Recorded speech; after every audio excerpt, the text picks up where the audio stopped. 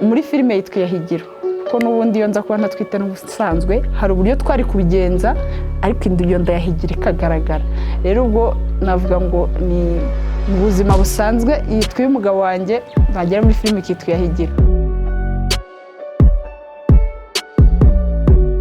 Amazina yanjye usanzwe niswe n'ababyeyi ni Ingabire Pascaline ariko abantu benshi bamenye ku izina rya Samantha muri filime nakinnye nitwa Samantha abandi bamenya kuri Teta nayo yitirirwaga iryo zina nyine yitwaga Teta kandi ari nge Teta ubu ngubu navuga ngo irigezweho cyane abantu benshi banyita ni Mukaneza. Nge rero n'ubundi bintu mbamo ntago bitandukanye n'inzozi nari mfite nkiri umwana mutoya nakundaga ibintu n'ubundi nakundaga gukina filime nkakunda no kuba umunyamakuru numvaga nzaba umunyamakuru nkumva byanze bikunze nzanakina filime numvaga ari ibintu nzahuza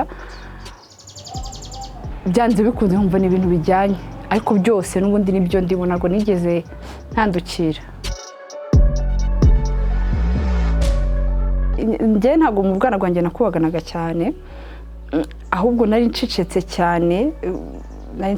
cyane abantu nyine nkasa nk'umwana wagira ngo uhora wigunze kandi nta kibazo mfite ababyeyi hari ukuntu abavandimwe bajyaga banserereza ngo nta muntu dusa mu rugo iwacu ngo ntabwo ubwo sindi uwabo noneho niba ari ibyo byangiyagamo koko nanjye nkumva bishoboka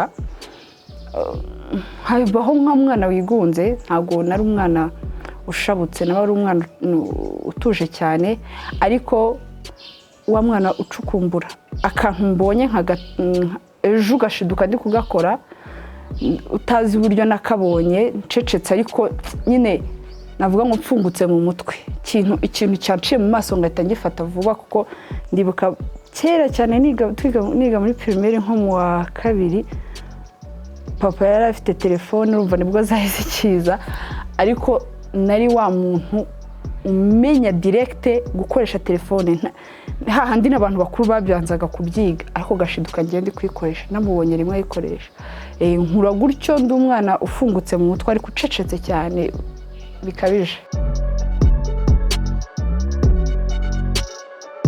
Ubundi yatangiye muri secondaire nkina amateatre ku ishuri bisanzwe abantu bakambwira ngo iyo mpano ndayifite maze ngeze muri 4e secondaire nza kubona umwana twiganaga nigaga muri Aperugunga turabiganira yakinaga muri filime arangije arampamagara ambwira ko ari filime bashaka umukinnyi ngo nzaze nkinemo ababyeyi barabyanga babyanze barambwira ati ntago wabivanga n'ishuri bari bataranabyumva neza ibintu bya filime bumva ko bakunda ababyeyi bumva ngo n'uburara kumva ko waba ugize imico mibi barambuza ndabyihorera ariko maze gusoza senior 6 nibwo nongeye kubona ayo mahirwe menyana nanone n'umushuti wanjye yarasanzwe ari umushuti wanjye ambwira ko ari ahantu bakina amafilme njyayo menyana n'abantu bo muri sinema gutyo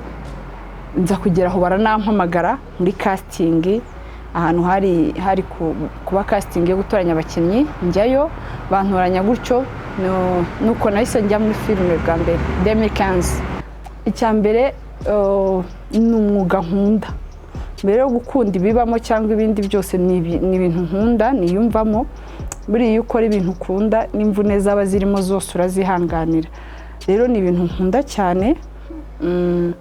Ikindi ni akazi ukora ariko navuga ngo kaba karimo imvune ariko nanone gasa nk'akantu karimo kwenjoyinga kuri tele mwumva ari nkaho muri mu rugo muri gusabana n'abantu iyo hatajemo stress zimwe na zimwe ubundi uba wumva ari ibintu biryoshye gukora. Buriya ibintu abantu babona byasohotse navuga rimwe na rimwe navuga ngo niyo mpamvu bamwe banabifata nk'ibintu byoroshye ariko navuga ngo ni nka rimwe ku ijana z'imvune ziba zabaye kuri tele kuko duhura n'imbogamizi nyinshi cyane. Ku ruhande navuga ngo rw'umukinnyi imbogamizi naho zibaho kuko nigeze kubaho umukinnyi gusa ariko ntabwo ari nyinshi cyane. Iyo ari proje nziza ifite gahunda igendera kuri gahunda, hari proje igorana ugasanga ni proje navuga ngo kuyikoramo birakuvuna kubera ko nta gahunda igira, nta organisation ihari, mbese aho ngaho bigira challenge nk'umukinnyi, uhura na challenges nyinshi nk'umukinnyi. Ariko iyo ugiye ku ruhande rw'aba producer cyangwa aba director, aho noneho challenges ziba nyinshi cyane. Murabanza mugahangana n'ikibazo cy'abakinnyi, ugasanga abakinnyi ubwabo kugira ngo nka filime mfite yanjye Inzozi ibamo abakinnyi barenga 30 cyangwa 40, ugasanga kugira ngo uzamanaginga abo bantu bafite imiterere itandukanye, bafite imico itandukanye, bafite imyumvire itandukanye, uba managinge bose ubahuze bashe gukora ikintu kizima. Biravuna kuko usanga uyu nguyu umwe akorohereza cyangwa kumva undi akakuvuna, ugasanga ibyo nabyo bitubera imbogamizi cyane kuri tele. Ikindi imvura ikaba yagwa, gura n'ikibazo mwagiye gukorera ahantu ugasanga umuriro urabuze umunsi wose muri iyo quartier, wenda habaye nk'ikibazo runaka ugasanga ntimushobora gukora amasene yo mu nzu kubera light, ugakora nk'ayo hanze gusa. Nyine abantu bahura n'imbogamizi nyinshi cyane kugira ngo uzabone iriya minota mikeya tuba twatanze, iba yavuye mu mbaraga nyinshi cyane ziri behind abantu baba batazi.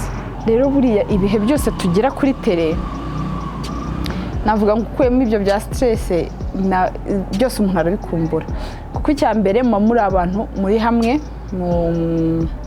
musa nk'abafite umwuka umwe, muhuje akazi, mbese navuga ngo mwese mwiyumvanamo, muragenda mukiyumvanamo, kuko iyo habayemo nk'urwango, nubwo bitaraba ngiye kuri tele yanjye, iyo habayemo nk'urwango ntekereza ko mutabasha guhuza, ariko muba ari abantu mwiyumvanamo, muhuza, haba hari jokes nyinshi, mablage, gusererezanya, ibintu byinshi.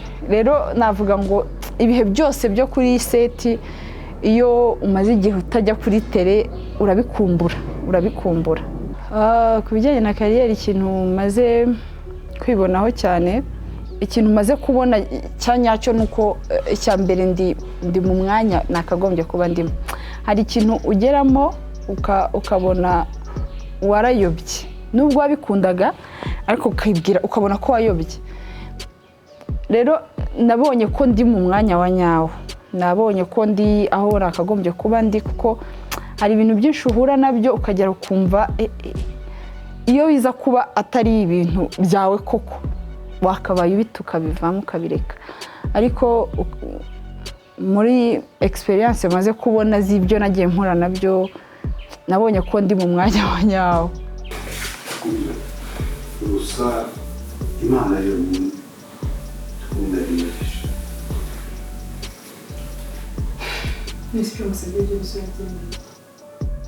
Kuba watekereza ko gukinana na Higira ari umugabo wanjye, hari icyo byahungabanyaho urugo rwanjye, ni nko kuvuga ngo ndi umusekreteri w'umubosi runaka kandi w'umugabo.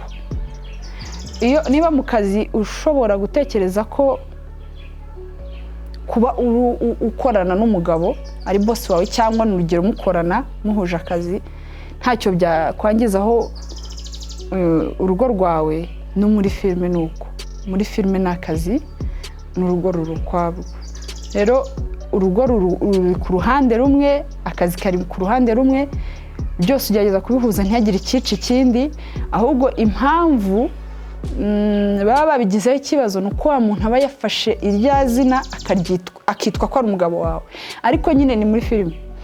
Nk'uko no mu buzima busanzwe atajya hariya ngo avuge ngo njye nitwa runaka ndi umugabo wa runaka, ntibishoboka. Rero niyo mpamvu birangira muri filime, iyo turangije gushutinga akomeza ubuzima bwe nkakomeza ubwanjye. Kariya rero ni akazi, ntaho byahurira n'urugo rwanjye na hato, kuko ariya magambo tuganira aba yanditse muri script, ari icyo dukora cyose kiba cyanditse muri script, ntacyo twavuga ngo turenzaho kubw'amarangamutima yacu ku giti cyacu, nta nubwo navuga ngo hari icyo twebwe ubwacu twahuriraho kitari filime. Ntabwo byashoboka ko iyo biza ko ari ibishoboka tuziranye kuva kera, twari kuba twarahuje kera mbere y'uko mbana n'umugabo wanjye. Rero kuba ibyo byose bitarabaye kuva 2015 ndi muri industry nawe ayirimo, bikarinda bigera ha 2021 imyaka 6 nkagera aho nkagukundana n'undi muntu tukabana, nuko hagati yanjye nawe nta n'icyari kushoboka. Rero nta n'ahantu byahurira n'urugo. Nko muri story nkina ntwite, ugasanga hari uburyo yanditsemo ko Higira agomba kumfata nk'umubyeyi utwite nyine yakantetesha bikabije. Niba ari ubusirikare niba ari kimumva biri too much, ngiye umva biranamvunye binaneye n'isoni kandi we yabyanditse. Rero iyo uri gukina ibintu nkuko yabyanditse, abazi neza ko yabyanditse azi kuzabikina, kandi azi kuzabikina n'umuntu utari we. Ntago ngiye ku giti cyanjye ku mugabo wanjye nta kibazo ajya bigiraho. Niko story yari iteye. No mu buzima busanzwe biraza bisa nk'ibihura. Birashoboka ko bitari no guhura, nkuko harimo n'abandi dufite muri filime batwite nka Divine, nk'uwari umukozi wanjye nawe aratwite muri filime, ariko mu buzima busanzwe ntatwite. Rero noneho ngiye ko n'ubusanzwe ndi umudamu, byarahuriranye. Kuba byarahuriranye byabaye byiza nyine, bikoresha n'ubundi bisa nkaho ari ibintu bya nyabyo. Uwatekereza rero ko ari Yahigiro yaba yibeshye, kuko muri filime yitwa Yahigiro, kuko n'ubundi iyo nza kuba ntatwite n'ubusanzwe hari uburyo twari kubigenza, ariko iyo nda Yahigiro ikagaragara. Rero ubwo navuga ngo ni mu buzima busanzwe yitwa umugabo wanjye, bagera muri filime kitwa Yahigiro. Ariko wabitekereza gutyo nyine ni ya myumvire mvuga ngo idahwitse niko nabyita. Ntago ngiye nteganya kuzakora seri y'igihe cyose. Icya mbere ni ibintu navuga ngo sinema yacu twese nibyo navuga ngo twaba turi gukora ibintu bimwe. Ni gake twabonye seri cyangwa ni ntayo yakozwe ngo irangire tubone finale yayo, tubone indi zitangire nayo irangire, indi itangire gutyo. Kandi ikindi cya kabiri, iyo dukora filime tuba dutanga ubutumwa. Hari message tuba dutanga, hari inama tuba dutanga, hari n'ikintu na topic runaka ushaka kuvugaho. Rero iyo ufashe filime imwe ukayikora ikamara imyaka 5, ntekereza ko hari story utazana muri iyo filime. Nk'ubu hari story ntazana mu nzozi, ndamutse nanabigerageje nkayizana, kuko n'uburenganzira bwanjye n'uburenganzira bw'umwanditsi, ariko abantu benshi batavuga ngo wataye story, ntabwo ukiri muri story. Impamvu baba babivuze nuko baba babona ko ntuza aho nyine icyo bari bakurikiye, icyo bashakaga kubona, bari bategereje kubona, atari cyo bari kubona, utangiye kubahindurira. Rero ku giti cyanjye mbona ibyiza ari uko nkakora filime ikaba nziza, seri bakayikunda, ariko bakareba bakabona iherezo ryayo. Ubwo butumwa twashaka gutambutsa bugatambuka bakabubona. Noneho tugatangira indi story ku buryo hari abantu bisanze mu nzozi. Nk'urugero, hari umuntu uguhamagara akakubwira ngo umunkenera ubuzima, undi akakubwira ati mbabare umbere Marene, kuko n'ubundi muri filime bambereye Marene, kuko unka inama nyinshi, hari byinshi gukuraho. Ariko ubwo urumva iyo ni side imwe y'abantu ndi gukinira ubuzima. Hari n'indi side abantu batarakoraho ubuzima bwabo. We yarebye inzozi okay, arayenjoyinga, akayikunda, akabonamo uwo mugore umeze gutya, akabonamo umukobwa umeze kuriya, ariko ku rundi ruhande akumva nyine ntago warimo, akabiryoherwa nk'uri kureba filime.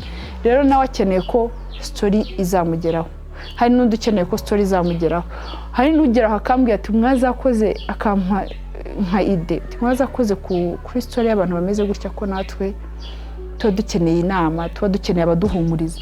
Rero abo bose ntabwo bose nzabashyira mu nzozi. Birasaba ko rero nzakora inzozi igasoza ikarangira, nkatangira indi story abandi bakayibonamo, nabo ikarangira, nkatangira indi, ku buryo buri wese azaba avuga ati kuri Mascom nujyaho nturi bubure ikintu cyawe, nturi bubureho ikintu kiri bugukoreho ukisangamo. Icya mbere navuga ho hari aho tugeze hatandukanye n'aho yari iri mu gihe cyashize.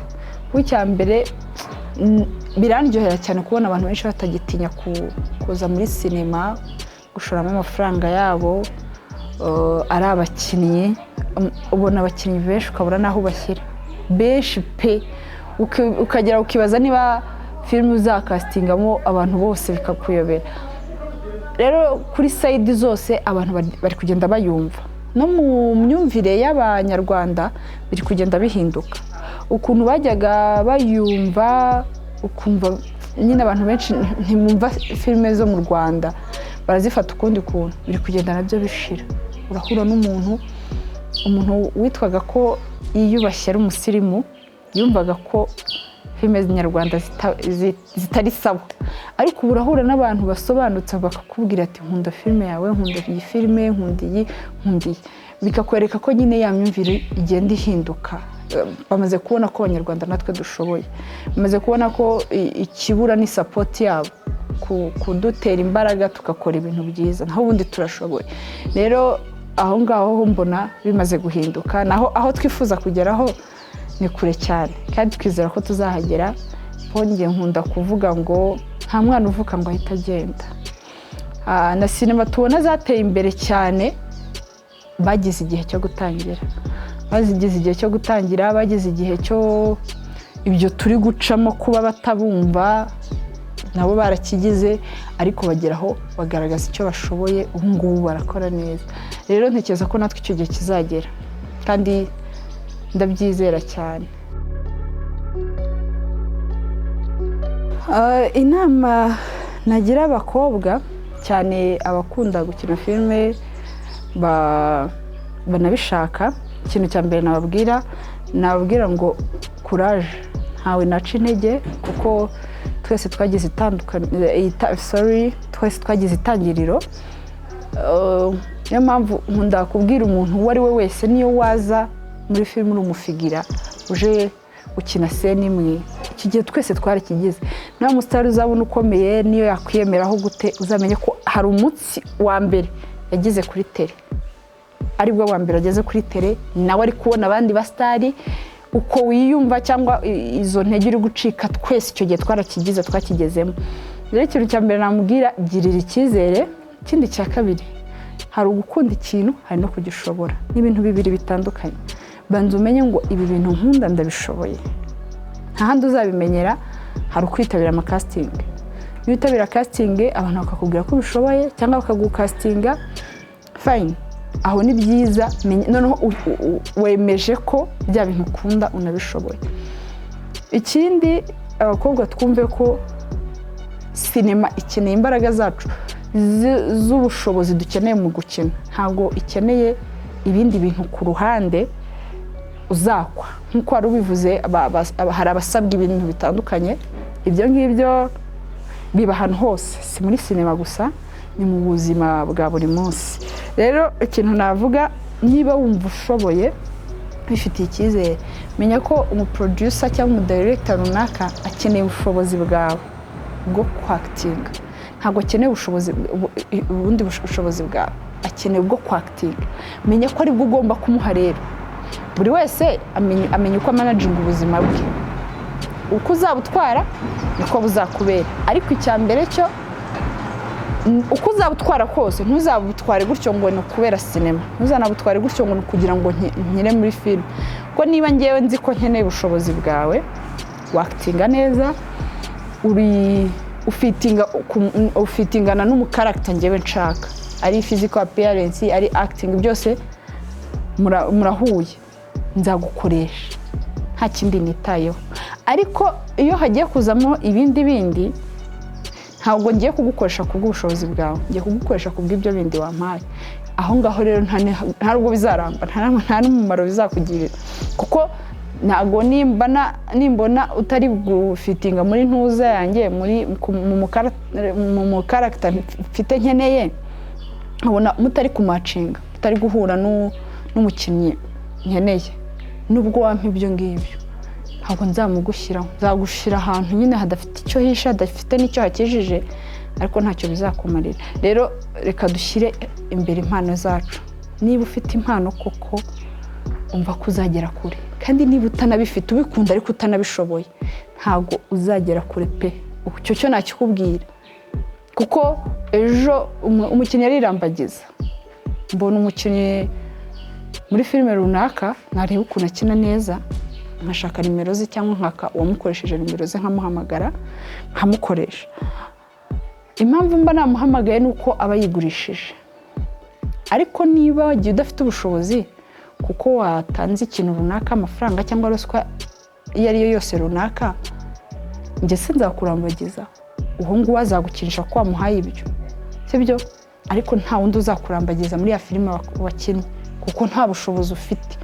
Wayigiyemo kubw'impamvu zawe bwite z'ibyo watanze, ariko ntabwo nzakurambagiza. Rero icya mbere ubushobozi nibwo sinema ikeneye bwa acting.